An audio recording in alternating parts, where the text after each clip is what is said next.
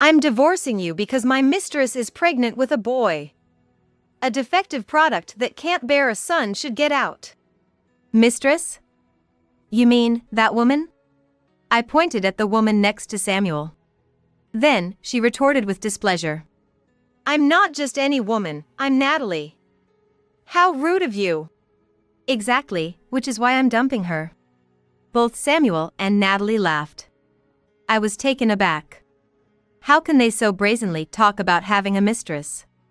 Normally, that's something you'd hide. And now they're joking about divorcing because the mistress is pregnant? There's a limit to how much you can jest. Does he have any idea how much I've been putting up with? Well, this divorce actually works out in my favor. I have plenty of evidence, and he's admitted to the affair. I'll gladly dump such a husband in exchange for a hefty alimony. I'll make sure he hits rock bottom, so he better brace himself. Clenching my back teeth, I headed to my room. My name is Michelle Brown.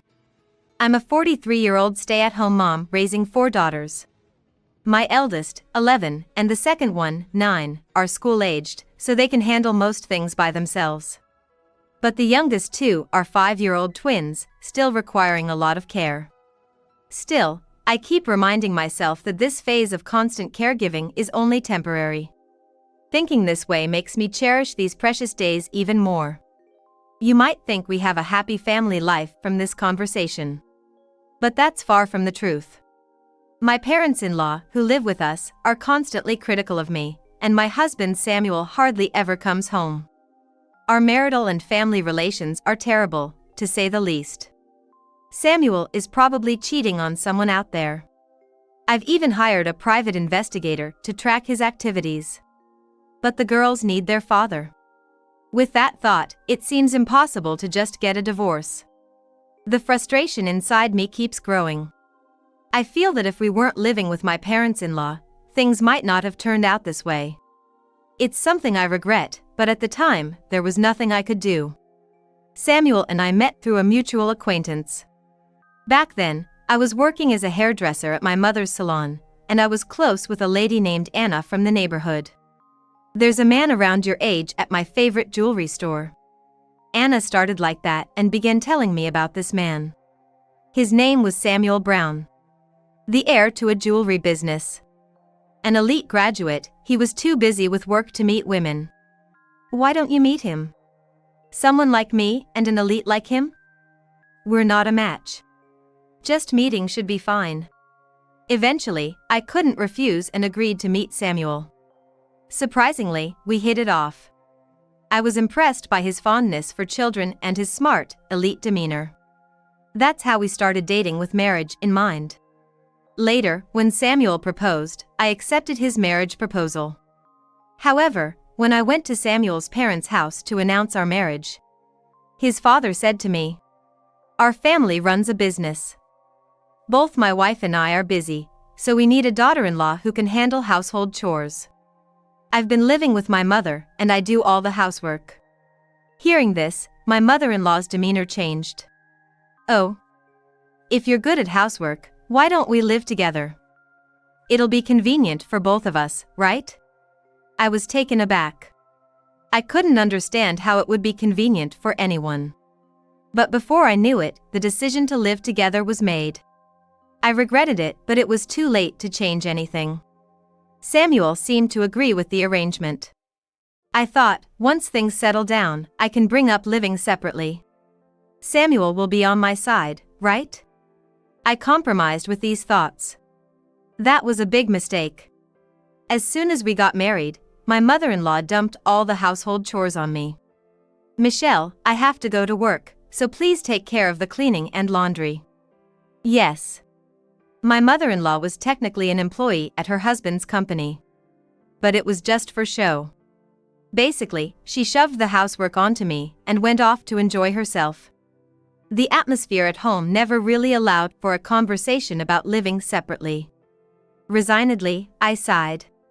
Still, I could tolerate being burdened with household chores, especially since Samuel's income was good and I became a stay-at-home mom after our marriage. So, I diligently took care of the housework, though I grumbled about it. However, one day, my father-in-law made a request.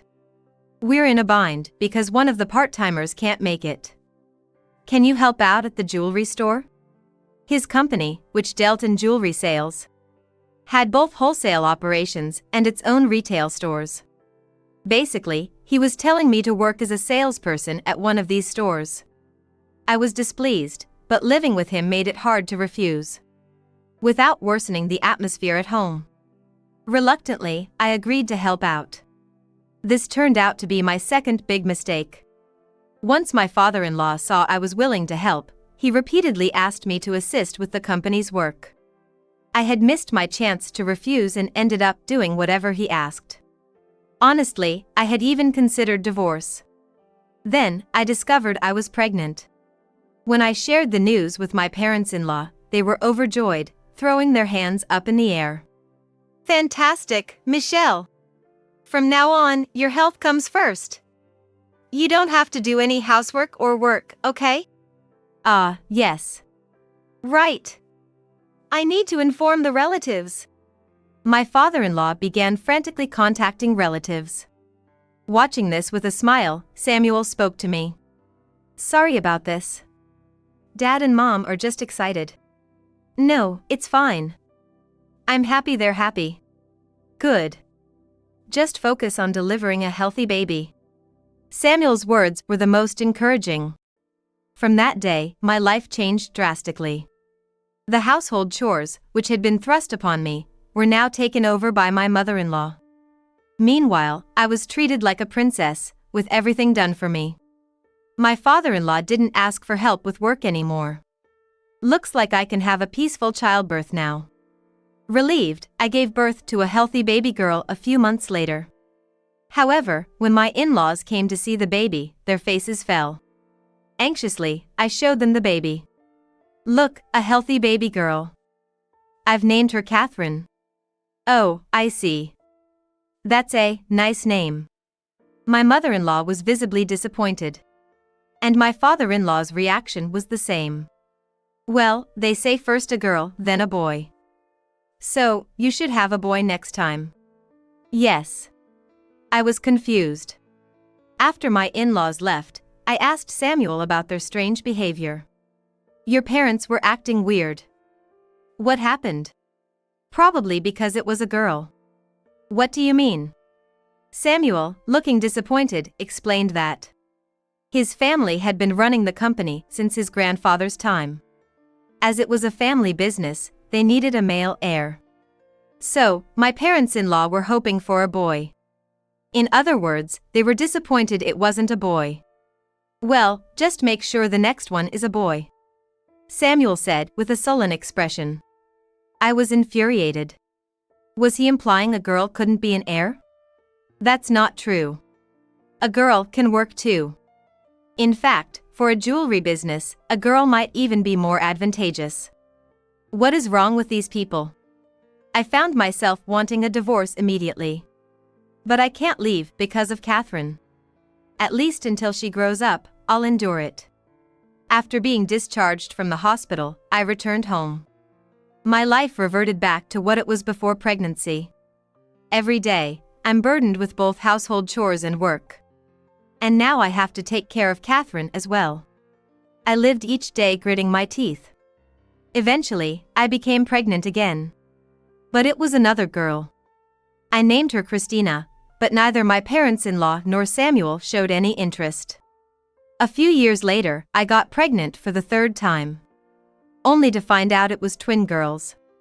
Predictably, my parents-in-law and Samuel showed no interest. Worse, they continued to dump housework on me. Even after giving birth to the twins, nothing changed. I seriously started considering divorce. During this time, Samuel and I argued over our daughter's education. It's fine to leave girls alone, they don't need much education. Nowadays, girls need to study too, aiming for university. What? As long as a woman looks good, she can get married. No need for studies. Samuel and I fought like this every day. Naturally, things between us kept getting worse. Eventually, Samuel started spending more nights away from home. He must be cheating somewhere, I thought, and anger welled up inside me. Enduring this isn't good for my health. I visited a detective agency nearby and requested an investigation into Samuel's behavior. It'll take a few weeks for the results. I should prepare for everything, I decided. First, I talked to my daughters. Your father and I might not be able to get along anymore. The younger ones seemed not to understand. But Catherine and Christina appeared to grasp the situation. I'm okay with it. I don't like Dad anyway. Yeah. Dad's always angry. I don't like him either. It seems my daughters have taken after me. This means I can bring up divorce when the time is right. I felt relieved. Then, one Sunday morning, someone visited our house early. Wondering who it could be, I saw Samuel bring in a guest. Michelle, we need to talk. Samuel brought a young woman with him. She wore flashy makeup and was smiling oddly. Since you couldn't produce an heir, I went out and found a woman who can. What? A woman who can produce an heir?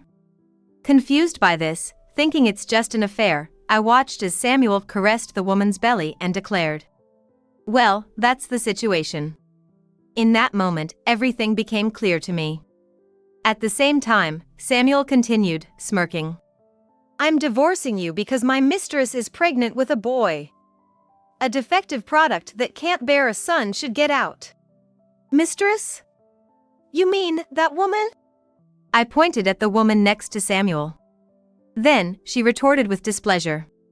I'm not just any woman, I'm Natalie. How rude of you. Exactly, which is why I'm dumping her. Both Samuel and Natalie laughed.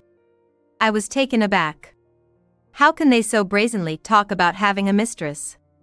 Normally, that's something you'd hide. And now they're joking about divorcing because the mistress is pregnant? There's a limit to how much you can jest. Does he have any idea how much I've been putting up with? Well, this divorce actually works out in my favor. I have plenty of evidence, and he's admitted to the affair. I'll gladly dump such a husband in exchange for a hefty alimony. I'll make sure he hits rock bottom, so he better brace himself. Clenching my back teeth, I headed to my room. My gaze fell upon my 4 daughters standing in front of the room. I pulled them close and whispered, "I couldn't make up with your father." Don't cry, Mom, we're here for you. Catherine consoled me. I hugged my 4 daughters tightly. Then we began preparing to move. I contacted a moving company and also called my mother. Hey, Mom? About the other day. You couldn't make it work, could you? She gently asked. I had told her when I requested the investigation. I suspected Samuel was cheating, and I might get a divorce. Yeah, well. Then it's going to be tough from here. Come back home immediately. I'm getting everything ready. Thank you, Mom. After that, I moved back to my childhood home with my 4 daughters. Although I had been worried, the girls didn't seem downhearted. In fact, they were even excited about going to their grandmother's house. However, that wasn't the end of it. There were still matters of child support and alimony to be resolved. Back at my parents' house, I can resume working as a hairstylist. But realistically, I need child support to make ends meet.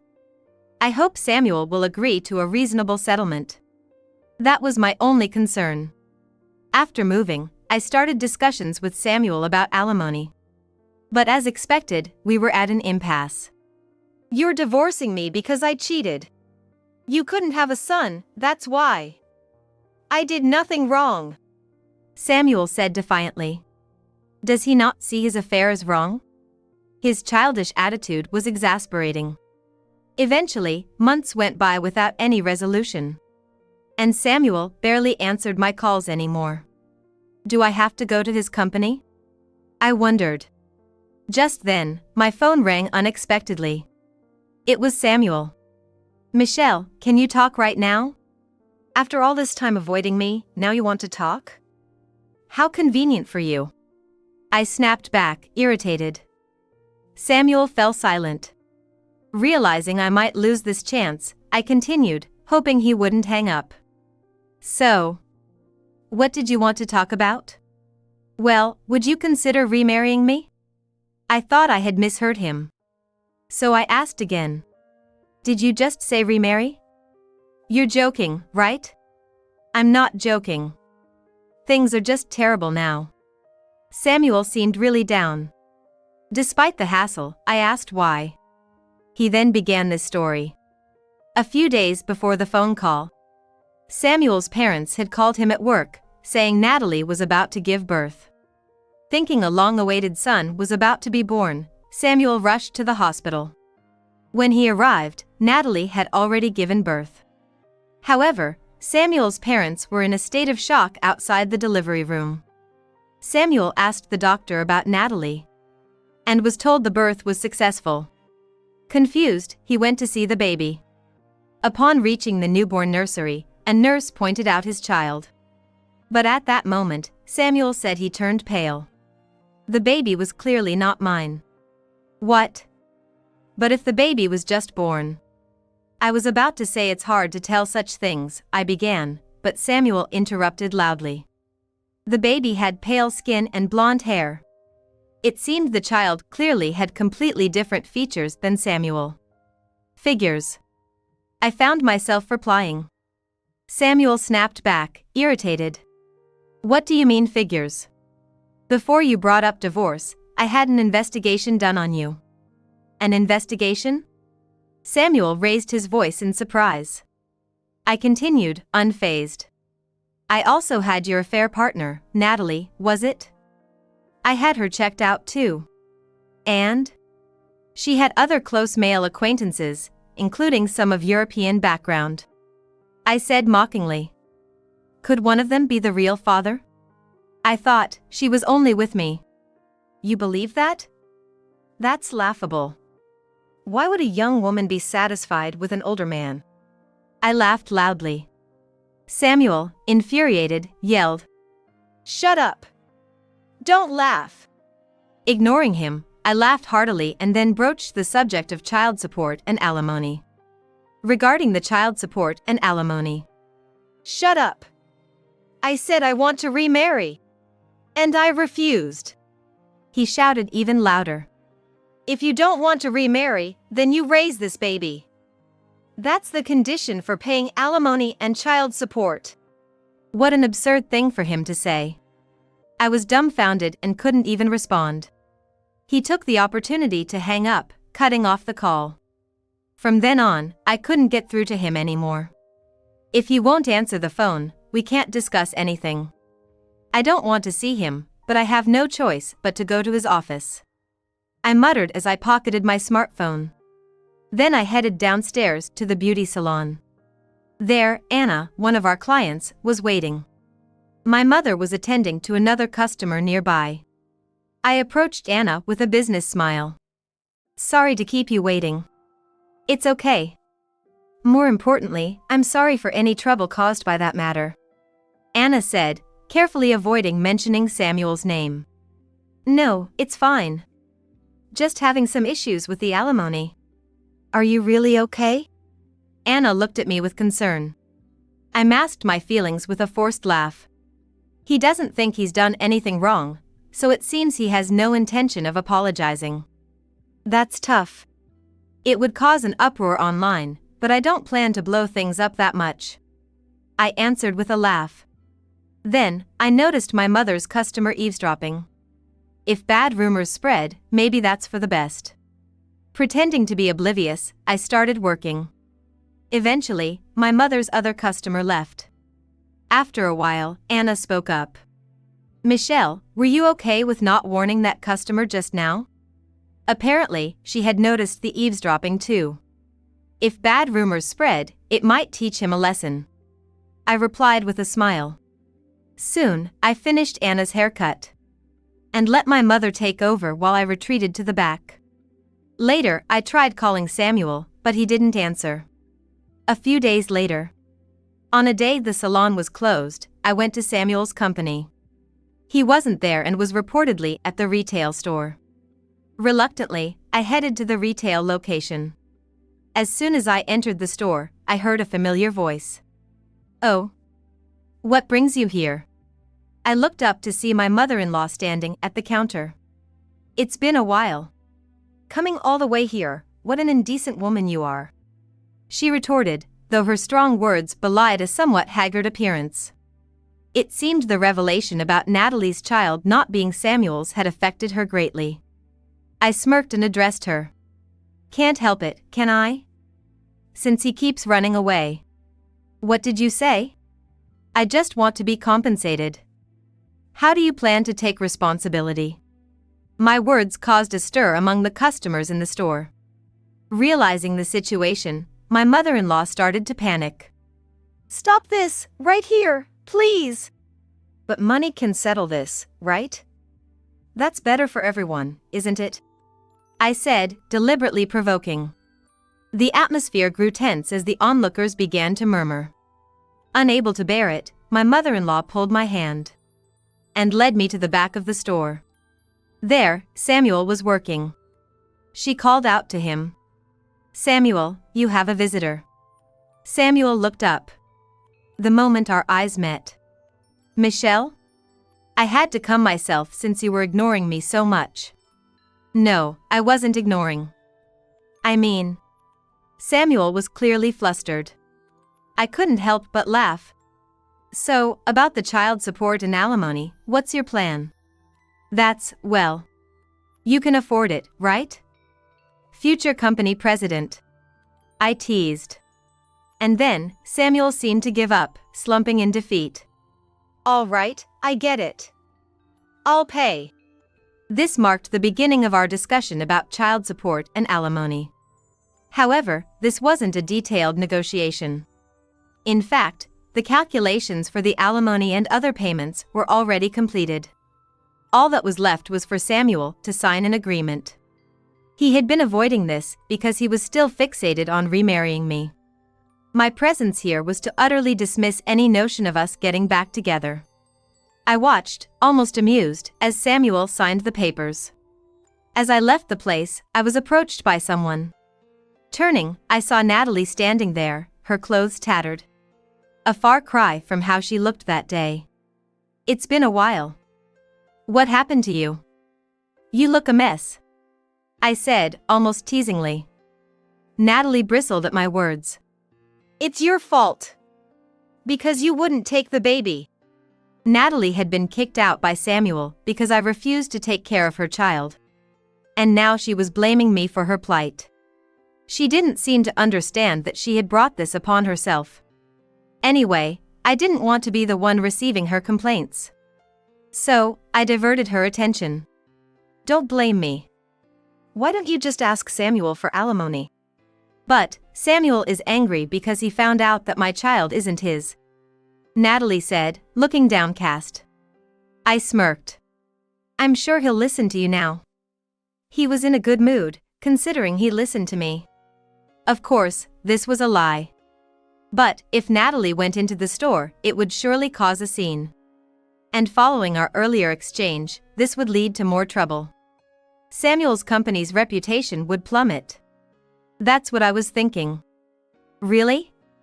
Then I'll go," Natalie decided and walked into the store. I watched her go and then walked away from the store. I didn't check what happened, but that night, the local news reported a woman causing a scene at the store. That'll teach her a lesson, I thought to myself smugly. However, a few days later, things took an unexpected turn. It was a few days after I had met with Samuel. I was preparing to open my shop when the phone rang. "Thank you for calling. Is this for a reservation?" I assumed it was a customer and replied with the usual phrase. But on the other end of the line, amidst the noise of people, I heard the voice of my mother-in-law. "It's not a reservation. What have you done?" Are you Samuel's mother?" I asked, taken aback. Her voice grew louder. "It's your doing, isn't it? Right now, people are swarming the store." "What? Are you saying the store is popular?" "No. They're all here to cancel their orders. Suddenly, the call ended amid a burst of loud voices. I was baffled. Reluctantly, after informing my mother, I headed to Samuel's company's store. Approaching the store, I saw a massive crowd. Samuel and our parents-in-law were trying to calm the gathered people. Soon, my mother-in-law spotted me. At that moment, she raised her voice loudly. What are you going to do about this? What's happening here? There are rumors of bankruptcy. And it's all your fault. I was clueless, having no idea what she meant. So, I asked her to explain everything from the beginning. Here's what she told me. On the day I visited the store, a customer had come in. They had purchased some jewelry but then started insisting on canceling it. My mother-in-law, who hadn't yet ordered the product, readily agreed to the cancellation. However, the number of customers wanting to cancel gradually increased, eventually leading to a crowd. Hearing this, something clicked in my mind. I decided not to mention my suspicion but to ask the reason instead. Why did this happen? Some rumors on the internet are saying it's dangerous. As we spoke, the crowd pushed me away, separating me from Samuel and his mother. Eventually, I had to leave the scene. It was only a few days later that I learned the full story. Here's what happened. The catalyst was a conversation at my beauty salon. On that day, a client overheard my conversation with Anna. That person anonymously posted online. There's a dispute over alimony involving the son of a jewelry company president. They probably thought it was safe to post anonymously. Initially, that alone wasn't a problem. However, a few days later, I had a public argument with my mother-in-law at the store. Someone who saw this wrote a similar post online. There's a commotion at a certain jewelry store. Something about alimony. The final straw was Natalie's incident making the news. After that, it was easy to identify the company and store. As expected, they were identified, and rumors started circulating that the store was in trouble. The rumors led to the company being on the brink of bankruptcy, with customers rushing to cancel their orders. It was like the old-fashioned bank runs. Anyway, the company that faced a slew of cancellations did go bankrupt. Samuel and our parents-in-law ended up with debts. They lost their assets and now are living a life of part-time jobs. This situation made me worry about whether I would receive child support and alimony. I should have taken the child support and alimony in a lump sum. I sometimes thought that way. But I can live quietly with my 4 daughters. I think that alone is sufficient for happiness. It goes without saying that my daughters are more important than money.